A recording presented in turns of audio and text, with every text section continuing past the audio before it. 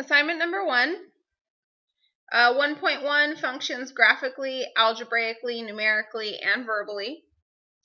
Our essential question is going to be how do you work with functions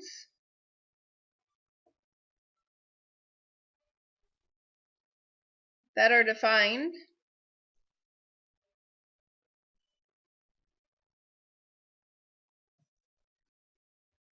graphically,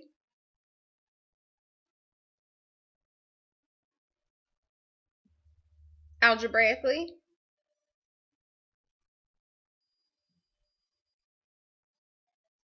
numerically,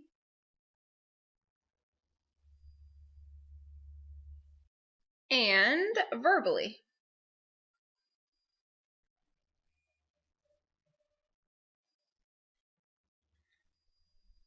So I'm going to start off looking at the coffee temperature from page 4 in your textbook.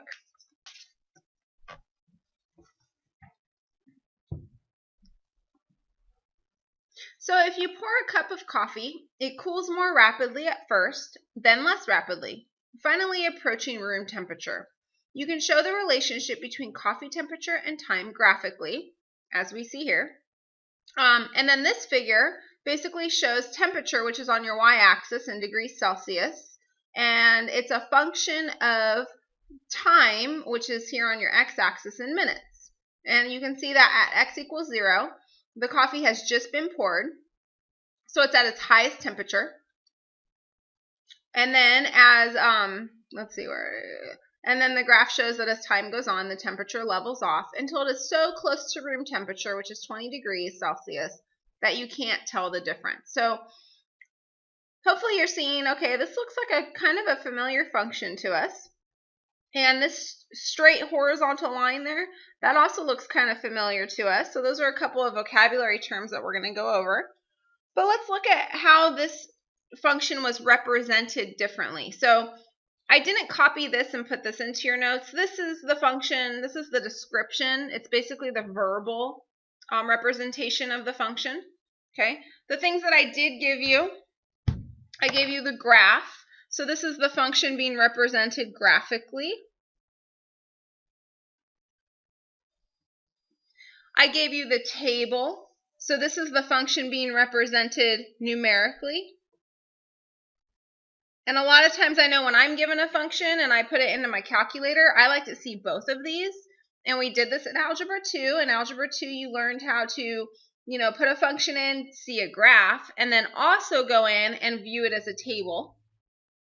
And then this itself is the equation, or this is how you would represent it algebraically.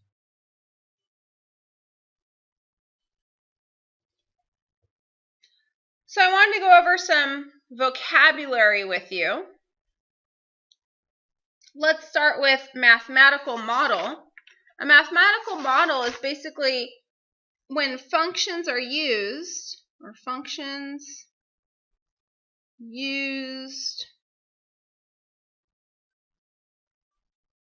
to make predictions and interpretations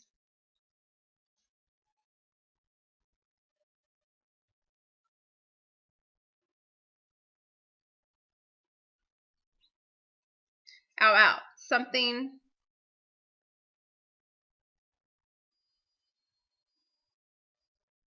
in real world math.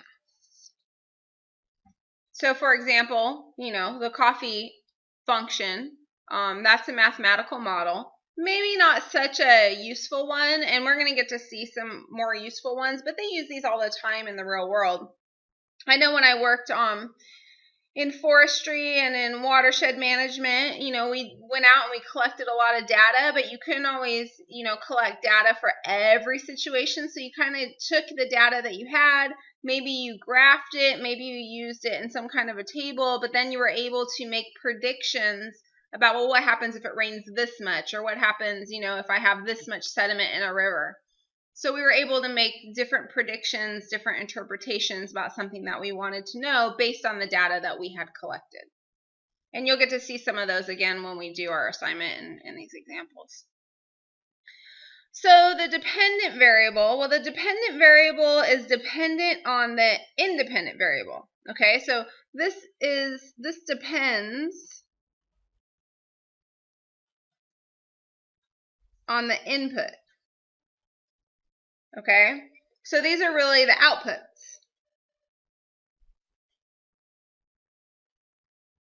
Or in other words, this is the y-axis, the values on the y-axis. And another word that you see probably more often than dependent variable and independent variable, you see range or domain. Well, range is the set of all possible values for the dependent variable, or all possible y values. All right, so independent variable, well, that's really your inputs. That's going to be on the x-axis. Oh, I should have had a dash up here. And domain corresponds with the independent variable. So the domain is the set of all possible values for the independent variable.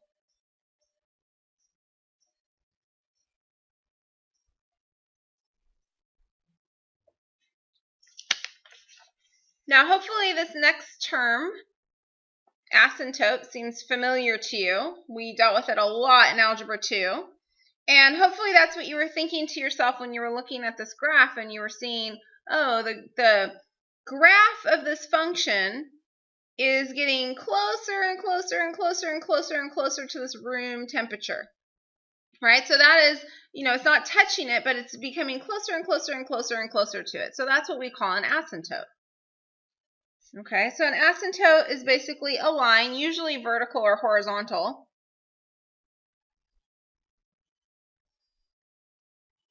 A graph gets arbitrarily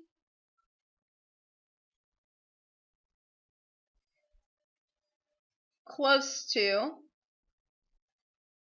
but never touches.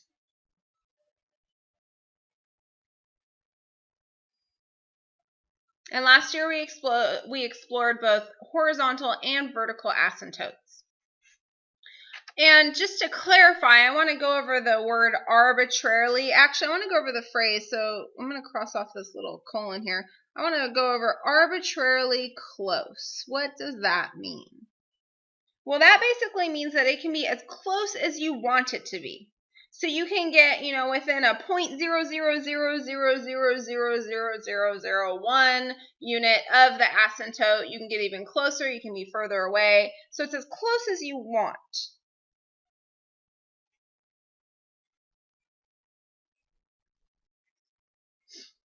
But it'll actually never touch. So you can, you know,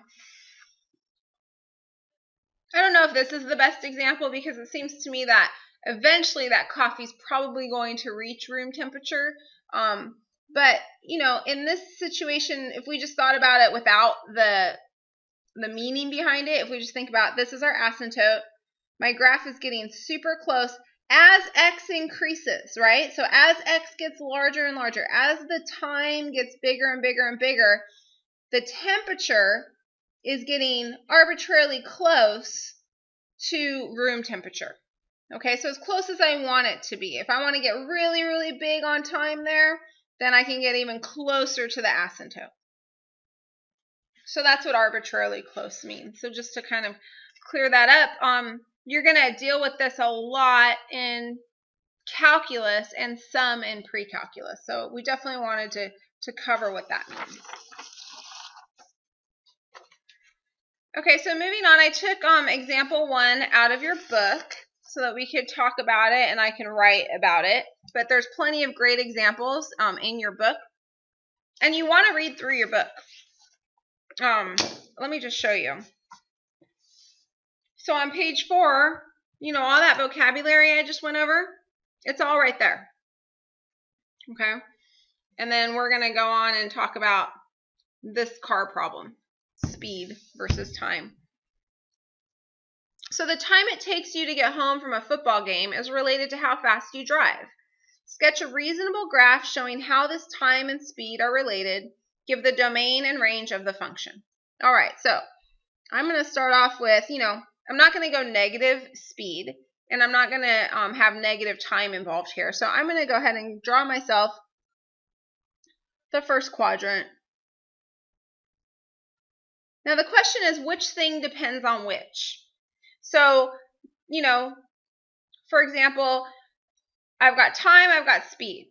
So can I say, you know, whatever time I want, I can then, speed will be dependent on that? Or should I say that, you know, whatever speed I want, time will be dependent on that? Well, in my opinion, you know, like when I drive back and forth from work, I think to myself, well, the faster I go, the sooner I'm going to get home. So it really is, everything's dependent on how fast I drive. If I decide to drive really slow, it's going to take me longer to get home. If I decide to drive really fast, it's going to take me less time to get home. So my dependent variable then is going to be the time it takes me to get home. And then my independent variable is going to be the speed at which I go. Well, if I decide, like I said, if I decide to go really, really slow, so my speed is really, really slow, then it's going to take me a lot longer to get home. And this is just, you know, we're just doing kind of a general thing here. If I decide to go fast, well, it's going to take me less time to get home. If I decide to go somewhere in between, maybe, you know, a little faster than originally here, maybe I'm here. Maybe I decide to go a little bit faster, maybe a little less time. So basically, my slower speed, if I'm going slower, that means it's going to take me more time. If I decide that I want to go faster, then that means it's going to take me less time. Now they want us to give the domain and range of the function. Now because I have a very general graph here, I'm going to give a very general domain and range. But for domain, we can say that my speed will be somewhere between, hopefully the speed limit, although if you see me on the freeway, maybe not, and, you know, 0. So 0 miles per hour, because I can't go negative speed. Okay. And then let's talk about our range. So my range is going to be somewhere in between, you know, the time it takes me to get home at the speed limit versus the time it takes me to get home going slower than the speed limit. So any value that might be slower. So this is the time if I'm going slower than speed limit. I didn't plan very good on this. Sorry about that. And the fastest I'm going to go is, or the quickest I'm going to get home, is the time when I'm going the speed limit. We're assuming we're being legal here, so we don't want to go faster than the speed limit. Okay.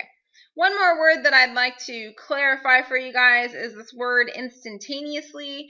Maybe you already know what it means, but just in case if you don't, it basically means in an instant. Like, that's an instant. Okay? There really no time has passed. Okay? An instant is super quick. Okay, so this is just an instant. In an instant. This is going to be very important as we begin to learn calculus concepts. Okay, we'll use the word instantaneously a lot in calculus. So you want to be really familiar with that word right now while we're just kind of exploring models of different functions. Okay, so we're going to do number 2 together from page 6, and then I'll have you guys do the odds while you're in class. This is a gas temperature and volume problem. When you heat a fixed amount of gas, it expands, increasing its volume. So the volume of a balloon, let's just pretend. Okay. In the late 1700s, French chemist Jacques Charles used numerical measurements of the temperature and volume of a gas to find a quantitative relationship between these two variables. Suppose that these temperatures and volumes had been recorded for a fixed amount of oxygen. And then gives a little, you can see the hydrogen balloon here.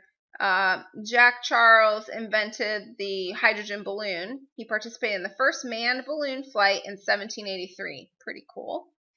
And there's a bunch of problems, and we didn't really have enough room on this piece of paper, so I went ahead and flipped it over and put it on this side. All right, so we're going to need some graph paper for this. Let's see where my graph paper is. And you're going to want a ruler. So if you don't have that stuff right now, you're going to want to pause and go ahead and get that.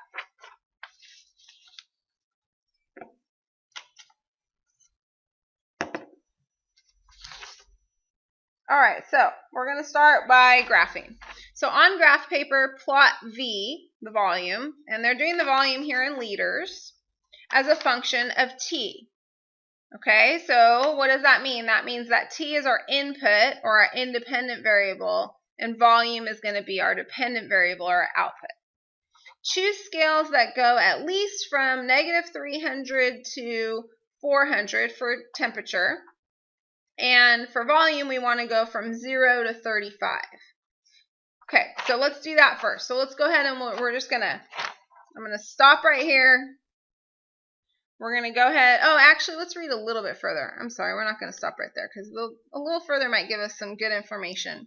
You should find that the points lie almost in a straight line. Okay, so we're going to stop there because then it tells us to, do a best fitting line. Well, we don't even have the points plotted yet. So let's go ahead and start by plotting these points, drawing our graph, and knowing that these points should almost form a straight line.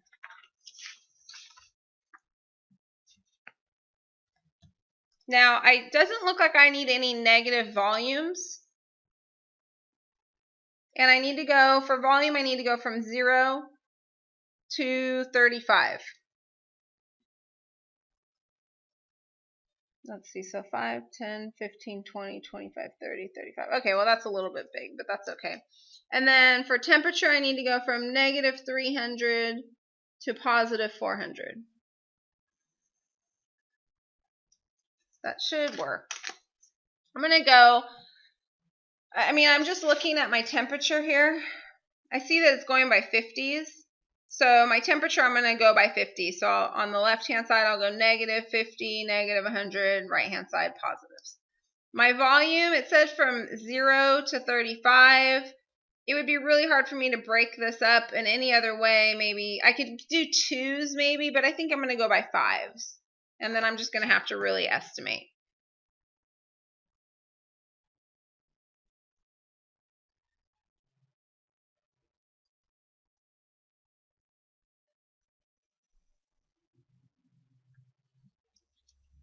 And this is for volume in liters.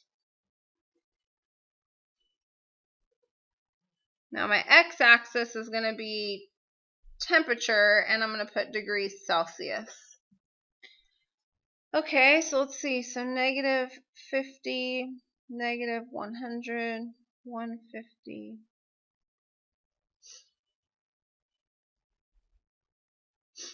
Okay, and then on the right-hand side, just go positive, and I'm supposed to go up to 400.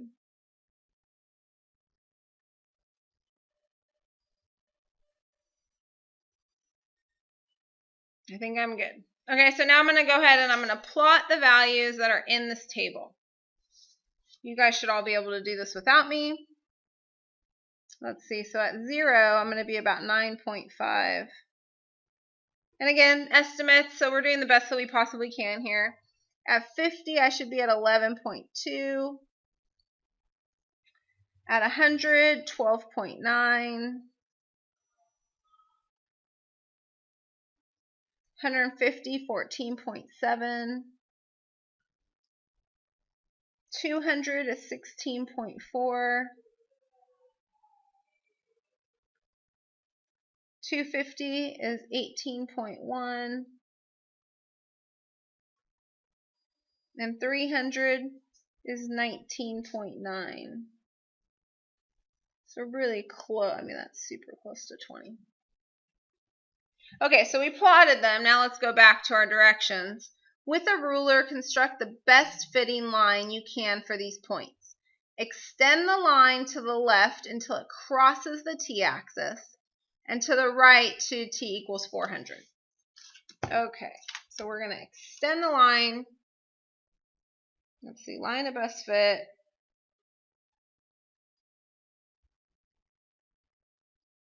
Extending the line to the left until it touches the t-axis, and to the right until it gets to 400.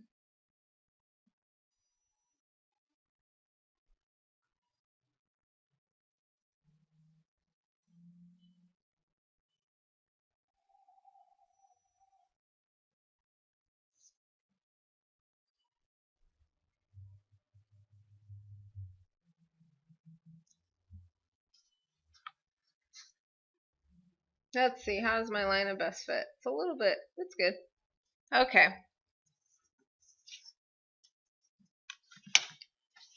All right, next. From your graph, read the approximate volumes at t equals 400 and t equals 30. So we want V of 400, sorry, and this is A, this is B.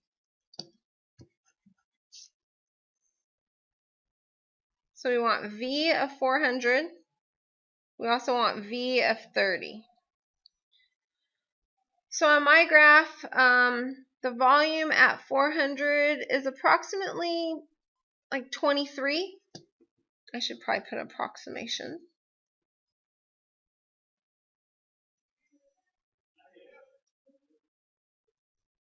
And the volume at 30, which is about here, looks to me to be about 10 liters.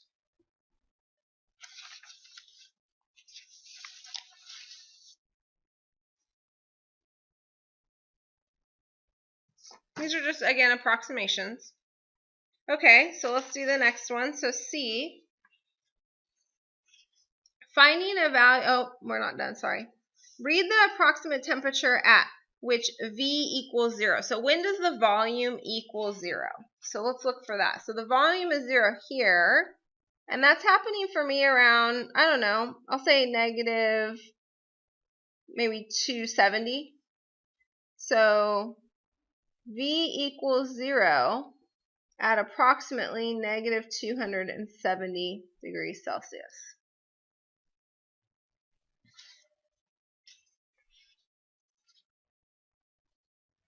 How does this temperature compare with absolute 0, the temperature at which molecular motion stops? Well, that's a good question, because before this problem I had no idea what absolute 0 was. You guys have probably taken a science class more recently than me, so you have a better idea of maybe what that means. But the absolute 0 is what temperature molecular motion actually stops. Now, I had to go and look it up, and it came up with approximately negative 273.15 degrees Celsius. So that's what I'm going to write here.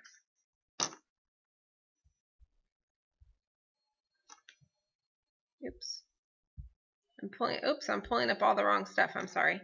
Now you guys get to see all the behind the scenes programs that are going on.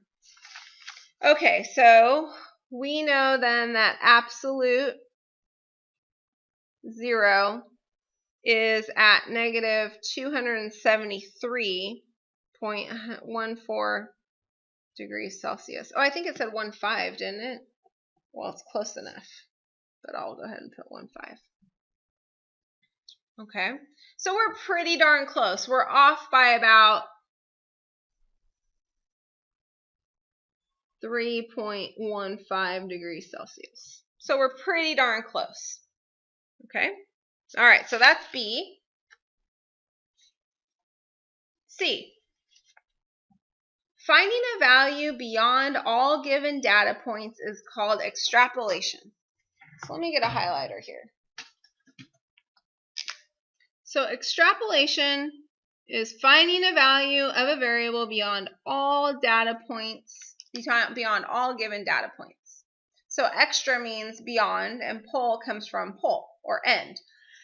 Finding a value between two given data points is called interpolation. Which of the three values in part B did you find by extrapolation and which by interpolation? All right, so let's see here. So in part B, we got 400. Now 400 lied outside the data points that we originally were given, right? So that's going to be an extrapolation.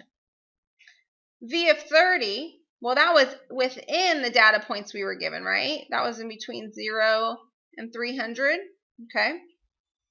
And then when we wanted to find when V equals 0, when volume was 0, well, that was outside of our data points. That was an estimate, which was why we didn't get it exactly, okay?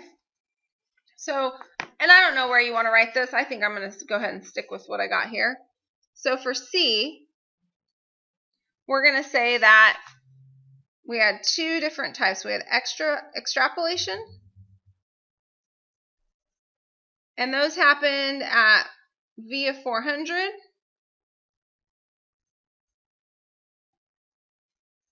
and when V of t,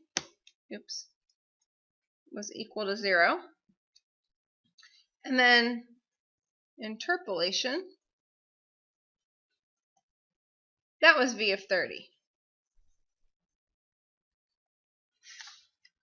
All right, let's do our next one, D.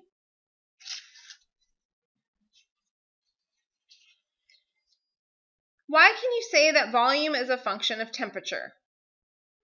And is temperature also a function of volume? Well, a really cool thing, and we haven't gone over the definition of function this year, but we have in many times in past years.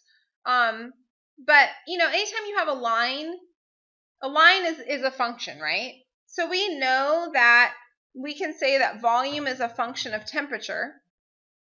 So volume was dependent on temperature, or in other words, for every temperature, I had one and only one volume.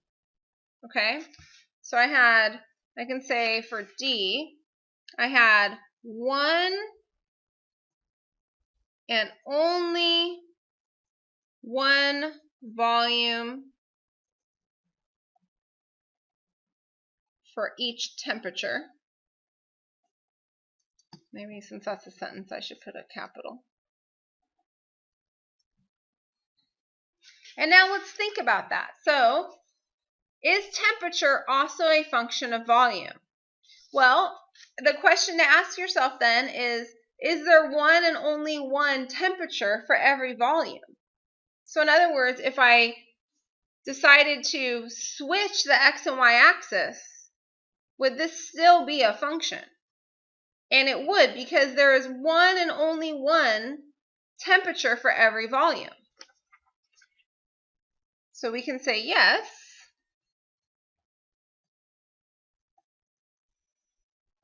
There is one and only one temperature for each volume.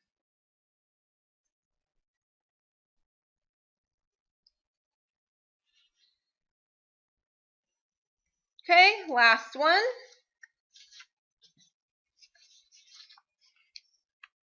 considering volume to be a function of temperature, just like we have it, right? We have that temperature is the x-axis and volume is the y-axis. Write the domain and range of this function. Okay, so we'll start with domain. So looking at this domain, well, we should look at the graph, I guess, but domain. We're looking at the x values, or the independent variable. Well, the independent variable was temperature. Okay, so we know that temperature has to be, basically motion stops when temperature is about negative 273 degrees. Okay, so we know that temperature has to be greater than 273 degrees Celsius. Okay, and then for our range, and you could be more precise, you could put, or sorry, that should be negative. You could be more precise, you could put the 0.15 on there if you wanted to, but we'll just round to the nearest whole here. For range, well, what are all the possible volumes?